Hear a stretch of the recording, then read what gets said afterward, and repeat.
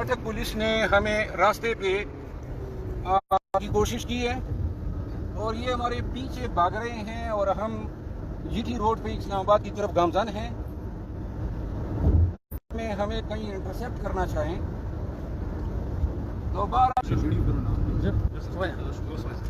یہ انہوں نے ایک اور کمینی عدالت کرنے کی کوشش کی ہے. تو لہذا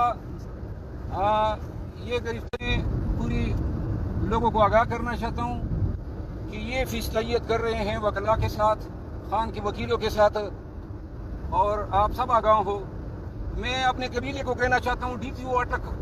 ڈاکٹر غیاث، اگر مجھے کچھ ہوتا ہے تو میرے خون کا ایک ایک قطرے کا حساب آپ نے ڈاکٹر غیاث سے لینا ہے. اور باقی جو ہیں ہم جا رہے ہیں. انہوں نے ہمارے ساتھ کوئی بھی اگر زیادتی کرنے کی کوشش کی تو میں نے بتا دیا کہ اس کا ذمہ دار ڈاکٹر غیاث ڈی پی او اٹک ہوگا.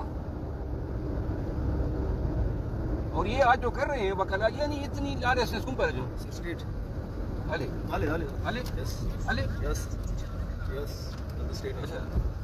داسی بوکو سوس کو سوا پاس تو بدالي عشان ابقى لارني ولي مور با